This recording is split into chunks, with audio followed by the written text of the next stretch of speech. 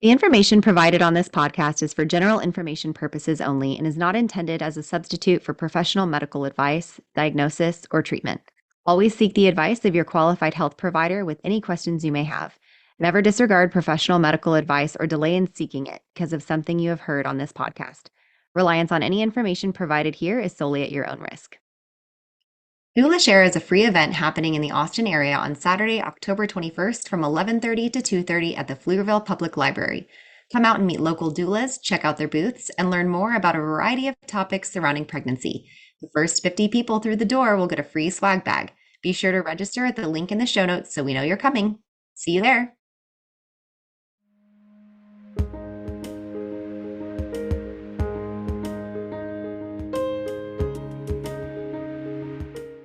Welcome! This is Birth, baby! Your hosts are Sierra Morgan and Samantha Kelly. Sierra is a birth doula, hypnobirthing educator, and pediatric sleep consultant. Samantha is a birth doula, childbirth educator, and lactation counselor. Join us as we guide you through your options for your pregnancy, birth, and postpartum journey.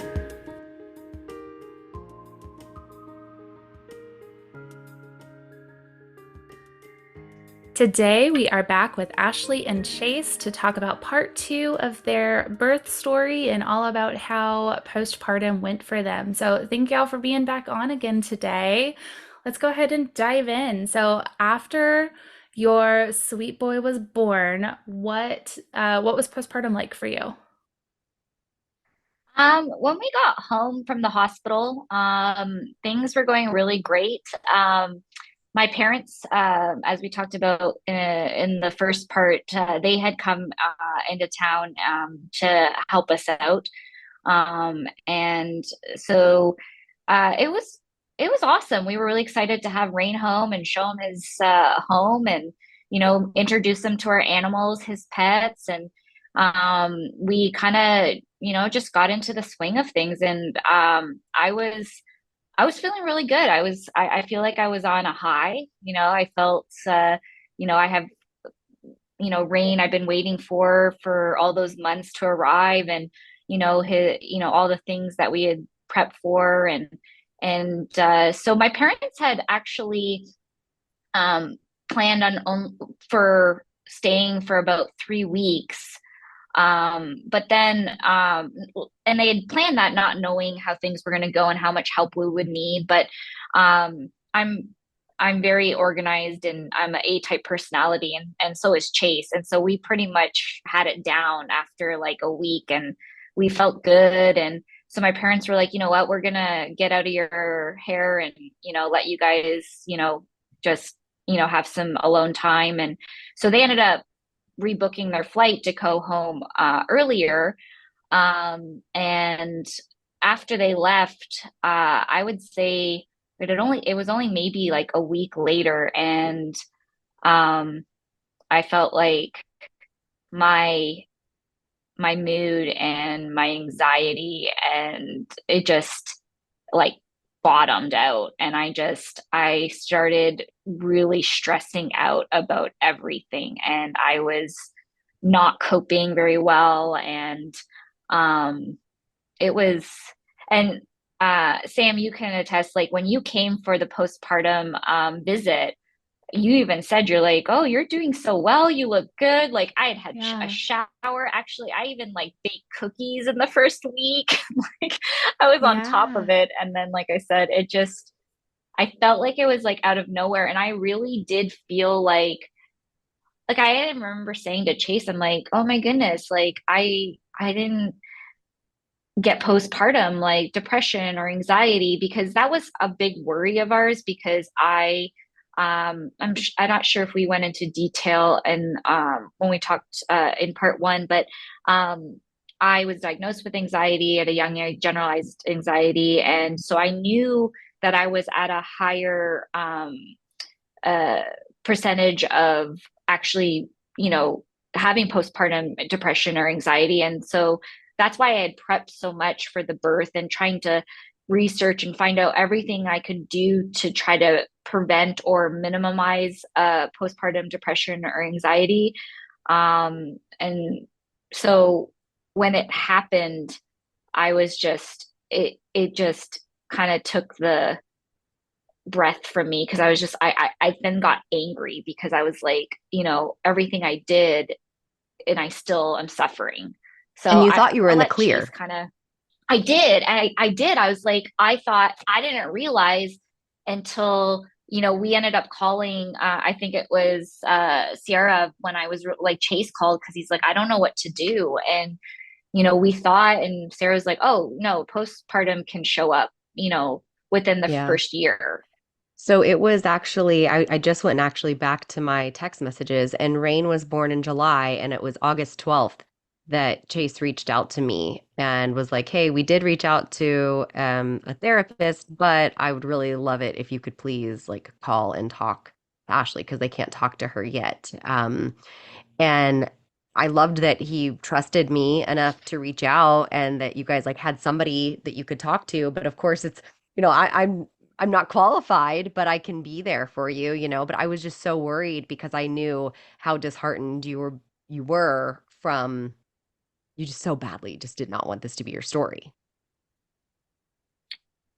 Exactly. And I think that just compounded it. And it was, I think and because of my history, it just, uh, it wasn't so like we were saying, Sarah, you had suggested a postpartum therapist I could reach out to, which I did, and I found out through that taking a quiz, like, well, not a quiz, but like she had questions and I had to answer them and rate on a scale of 1 to 5, I would believe, for each question, and that actually depicts whether or not you have postpartum depression or postpartum anxiety because they are different.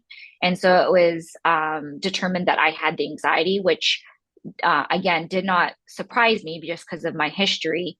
But what it was is just everything. I was so afraid because of my perfectionism. I was so afraid to do something wrong. And one of the things that, as a first time mom, you don't have any experience. And so I just in life in general, how I prepare for anything is I research and I do my homework and I was reading all the books. And so what was happening was I when Rain wasn't fitting into the box that I had created in my mind of, well, this is how he's supposed to act and this is how he's supposed to be, I didn't know what to do. And I was falling apart and I was just not able to relax and just listen to my baby and, you know, trust my instincts. And so it was hard. And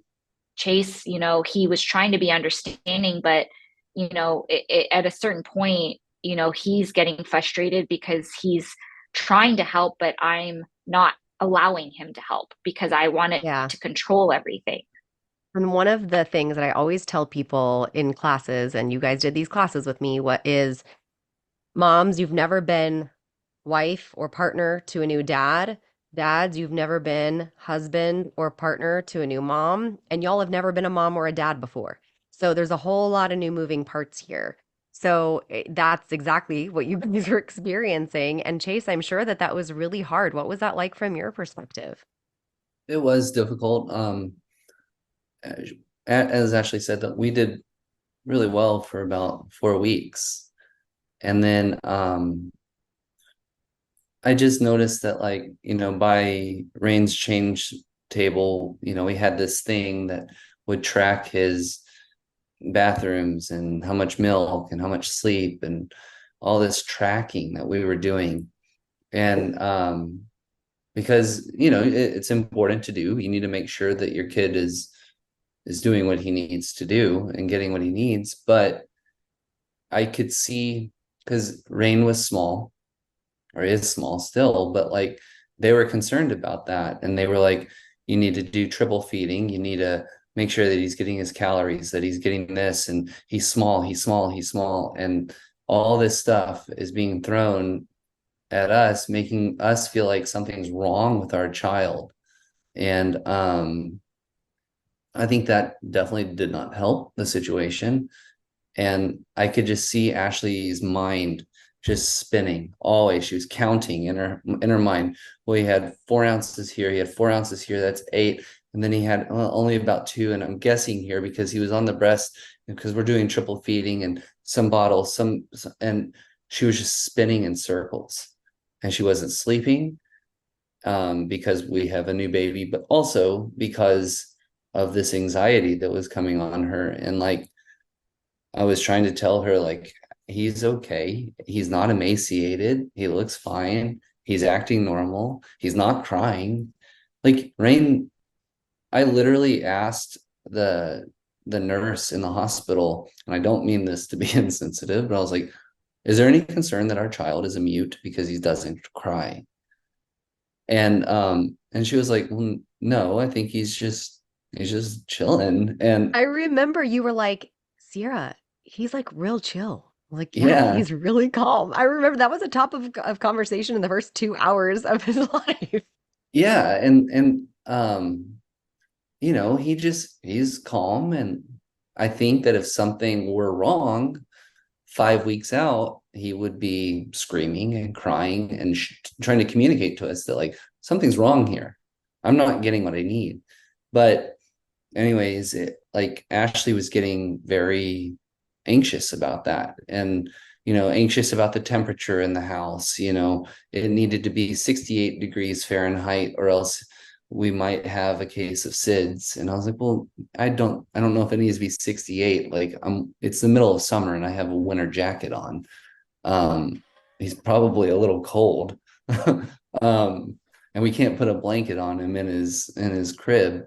But you know, I'm making light of it now, but it was all this anxiety coming on her, and it was something that we were concerned would happen. And then once we addressed it, I think then she had the sense of, I failed. I did all this work to lead up to birth. And I think, she shed all this weight. She got in really good shape, and she prepared her body as best as she could to carry a baby. We did the hypnobirthing class. She performed a beautiful birth. And everything was going just the way we wanted it, just by the book. And then she starts to have anxiety, and she feels like, I have failed. I'm a failure. I have failed. And then so that is being put on her. I really try to be supportive of her, and I got impatient and I got upset because she's upset. And I was just like, we have this child. I don't understand why you're upset. Like, everything's good. Like, and I got frustrated. And that definitely didn't help anything. It was a bit of Um, a tornado. I it remember that was. because it was before the therapy appointment. So I was kind of the interim therapist. And I'm on the phone with both of you, and I'm trying to acknowledge, like, both of you are right. Like, both of you, it's okay, Ashley, that you're feeling this way. And I could even commiserate with you a little bit because I was the same way with the ounces and everything. And I was had anxiety around sleep. So I would be sitting there counting, how much sleep did he get? When is he going to wake up next? And it was around my sleep. But I remember one of the things that really sticks out to me was, you were so tired, Ashley. And Chase was like, I keep telling her to go sleep. Like, I will take care of the baby. She can feed him, and then she can hand him to me, and then I will let her sleep. And you were like, but I have things I need to get done from my checklist. And he's like, you don't need to do them. And you're like, but I do. And so I understood from your perspective, I need to check my boxes. I need to do that before I can let my mind settle. And he's like, yeah, but you can't even function if you don't sleep. So it was this catch 22 and this running and chasing our tails to try to fix the problem where it really couldn't logically be fixed. It needed therapy and potentially medication to kind of help balance things out because there was really no reasoning with it. Um, and none of this made either of you bad parents. And I think that that was actually something that you were really struggling with, like feeling like, well, I must be a bad mom. Is that right? Is that kind of where your brain was going? Yeah, I did. I felt like I like was failing and I didn't it was just I felt like I was going in circles and I just felt that um I was just treading water, trying to stay above, and Chase is right. Like, and then I felt even worse because I'm like, it's not that I'm not happy. I was in one way, I'm the happiest I've ever been because I have this beautiful child and I'm so excited to be a mom. But then I'm feeling all this anxiety and it's like torturing me and I can't relax and I'm just wound up like a, Energizer bunny and I'm not sleeping because I feel like I have to get all this stuff done and just everything you just said. And it was just I I think once I reached out and asked for help, and that was the thing is that I throughout my life I am not somebody that won't ask for help. So it wasn't that I didn't want to ask for help. It took me I think a minute to realize how deep I was in the postpartum anxiety to stop and say, okay, like I need some help. And so I, reached out and, you gave me that therapist name and I, started seeing her. And through that, that was very helpful because it gave me an outlet to express myself without any personal feelings being involved. Because it was very difficult to do with Chase because, as It was much as almost like you felt attacked. Like, even though you're like, I know yes, he's my partner and I know he's my teammate, but I kind of feel like I'm being attacked here. And he was like, I'm not trying to attack you, but something's really not right. And we've got to get to the bottom of it. And I don't know how to say that with grace and love as much right now. right.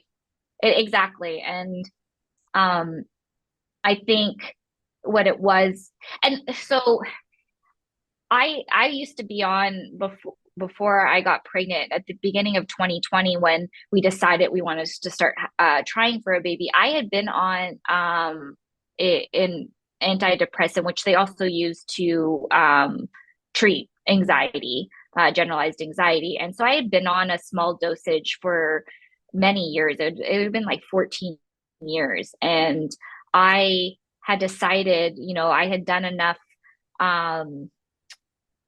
Self uh, treatment in the sense of, I had coping skills that I had learned over the years and, I've seen therapists. And so I kind of felt like I was equipped to come off medication because the medication I was on, like there's certain ones that doctors recommend that you can be on. But the one I was on, they didn't, if you had to be on it, again, we could go into a whole nother podcast about research into how these medications affect pregnancy and not, and what are the pros and like, because obviously you can't be suffering, but you also don't want to hurt your baby. But anyways, I had just decided I was just going to come off of it and I was going to, do this on my own because I didn't want to get pregnant being on that medication. And I did. And I was so proud of myself. And so basically what I had to do is replace that because it's a chemical imbalance, replace that chemical naturally that I was missing from the medication, which takes a lot of work. Like I had to be exercising, I had to be doing certain meditating and, keeping on a very strict routine, getting the right amount of sleep. All of those things worked together to help create the chemical I needed. And so it was great. But then I have a baby and I can't do any of that stuff anymore. In the sense, like, I'm not on the regular, like, I'm not getting up to do yoga. I'm not going for a run. I'm not doing my meditation like 24/7. I'm taking care of my baby. And Nor should you so, have been at 4 weeks postpartum. true, Your true. body wouldn't have even been ready for that anyway. Exactly.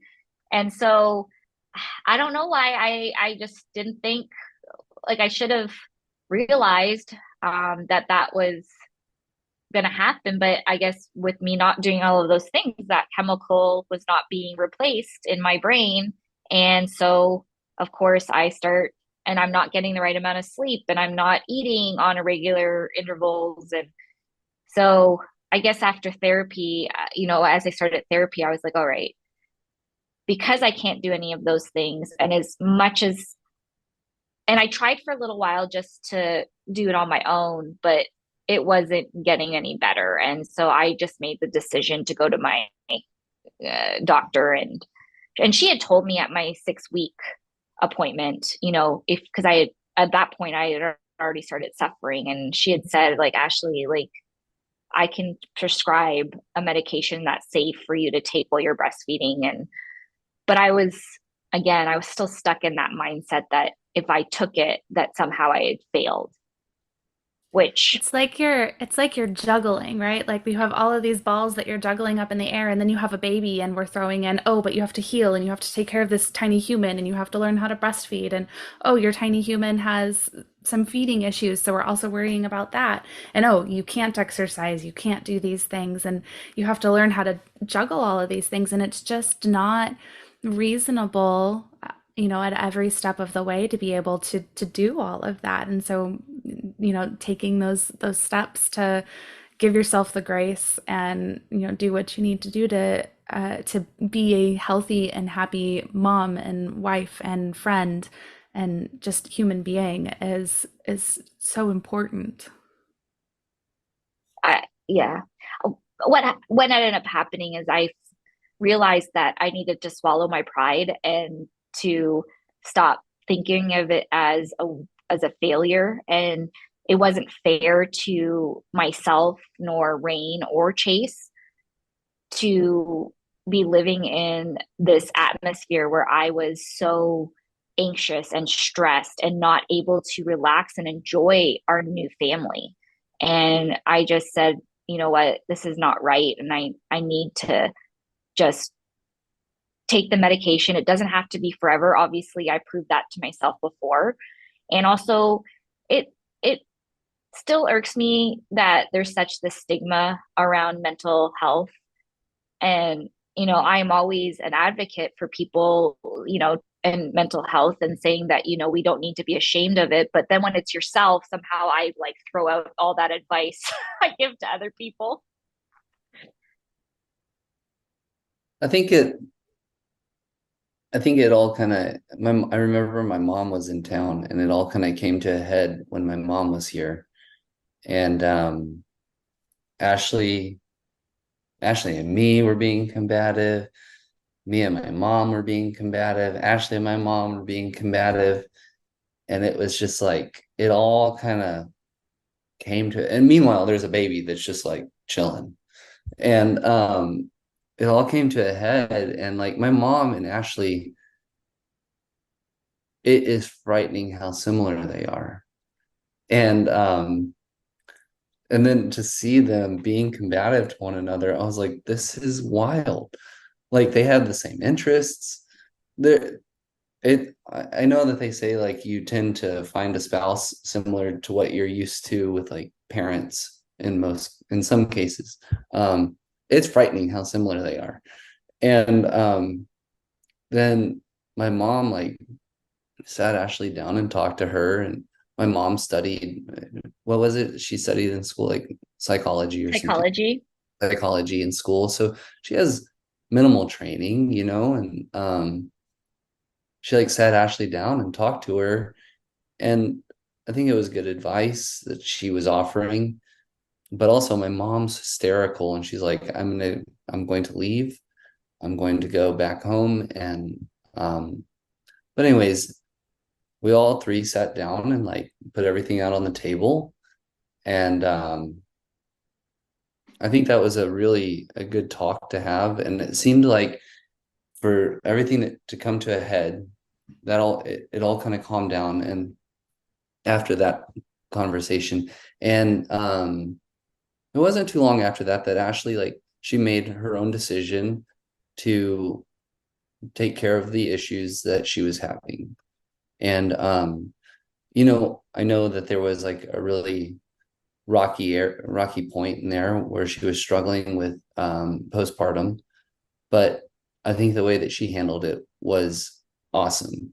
And like she assessed the situation and then she addressed it, and she took care of it and honestly never looked back. She was disappointed that she had to get back on some medication, but we had the conversation that like this doesn't have to be a permanent thing. You can always change. You can always like wean yourself off, but right now it's needed And so that's what she's done. And like she handled it just like she handled every other stage of pregnancy, and like handled it really well.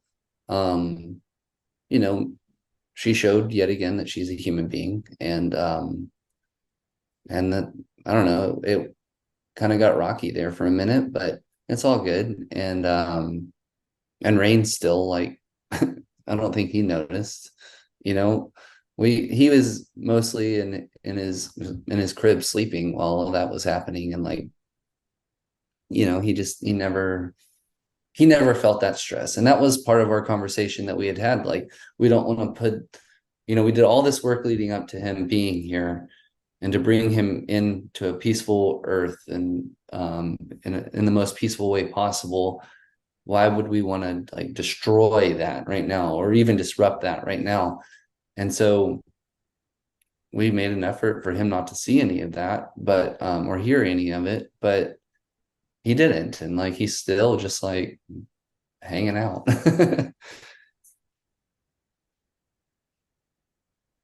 How do you feel that everything has gone now that he's, over a year old? How do you feel that everything has been going now that you're this far out from it, Ashley? I I feel great. After I went on the medication and I continued therapy for a couple of months, and then um, me and the therapist decided at a certain point that I was at a good spot, and that I always had her number if I needed to call her and set up another session. But yeah, I feel like this last you know year, other than what we just spoke about, it was only for a couple of months where I was really suffering. It's been really great. And I feel like I was able just to level out so that I can actually, you know, look at things more clearly and not from an anxiety ridden state. Because when you're in that state, there's no reasoning. Like, your reasoning really goes out the window, and logic is just, it doesn't feel real. And, you know, I I'm glad I did what I did, and I have no regrets, because I feel so much better now. And we plan on having more children, and now that I feel a little bit more, maybe I was being a little bit naive, and so now I am more prepared for future um postpartum, and I know what I will do to deal with it, so that way I don't suffer. Because you know it's just like any illness, physical. Like, if you don't feel well, you do what you have to do to feel better. You go to the doctors, and you find out what you have to do to feel better. And mental illness is no different. And Rain is, everyone tells us all the time how happy he is, and he's such a happy baby. And that's all I want. I want him to have a childhood where he has little to worry about. And um I'm just I'm so glad that we are where we are today. Absolutely. Postpartum mood disorders, can be part of your story without defining your entire story. It was just a bump along the road, and you have a beautiful little boy now, and you had a beautiful pregnancy and a beautiful birth. So, do you have any advice that you would share with other parents who are going through something similar? I do. I think, and I have been sharing, we've had some friends that have had um babies since Rain, and I always tell the father figure, like, be aware of postpartum. It is very real. And I think it's real for both. I don't think it's just the female that goes through stuff. Granted, I didn't birth a child, but I was still had anxiety, um, and I also have anxiety, and I'm very particular, and to a fault at times. But I having Rain has taught me a lot of patience and has taught me like um I need to be more patient with Ashley and be more patient with Rain, and like not like things aren't as big as they seem, you know. It's like the only thing that matters is their health and safety. And like so that's what I keep telling my friends is like be aware of postpartum, but also guys, that is directed at you too. Like you need to take care of yourself and have some of your time, and like your needs are also important. Um, but I think that, and someone told me this before Rain came, like just know that like Ashley's there for Rain, and while you are too, but you're the support for her because you're not able to breastfeed. There's certain things that you cannot do. And to combat that, because we were triple feeding with Rain, I would make sure to give him a bottle so that I could have that time with him and also give Ashley a break. But I think I would just say like be aware of postpartum. It's real and it can be kind of nasty. But you can also get around it and address it. Yeah. Yeah, I I think love that. my Go ahead, Ashley, please.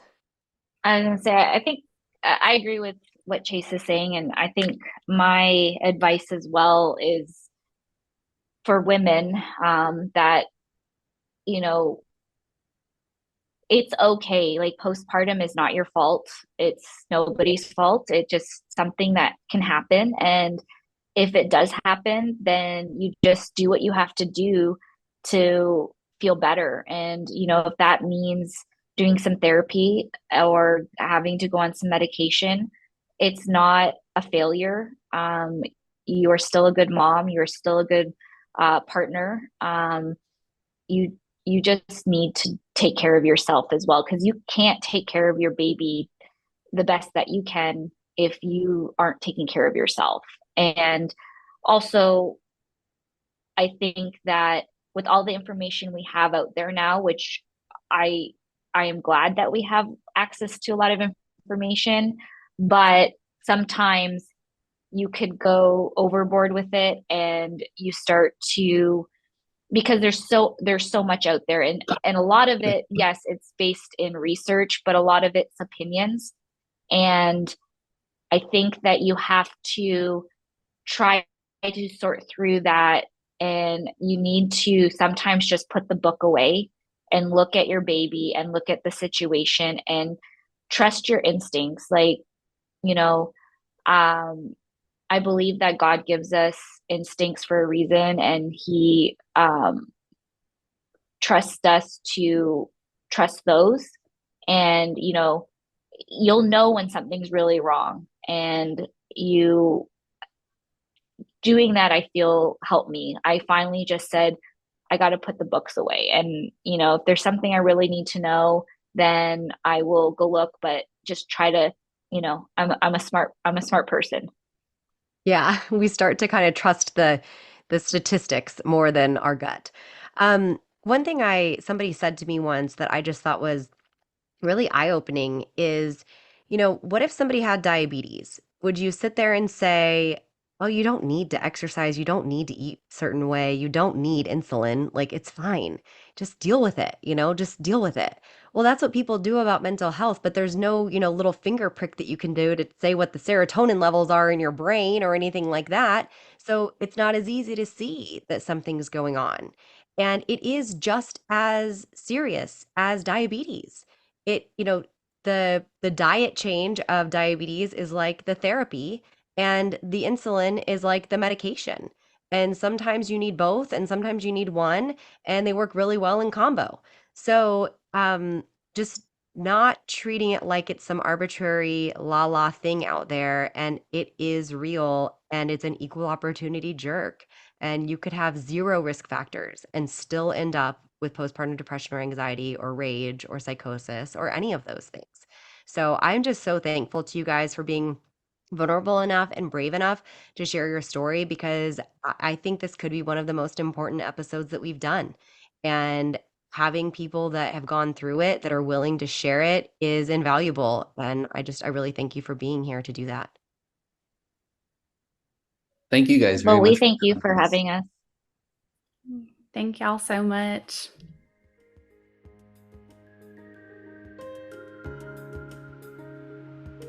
Thank you for joining us on Birth, Baby. Thanks again to Longing for Orpheus for our music. You can look him up on Spotify. Remember to leave a review, share, and follow wherever you get your podcasts. See you next week.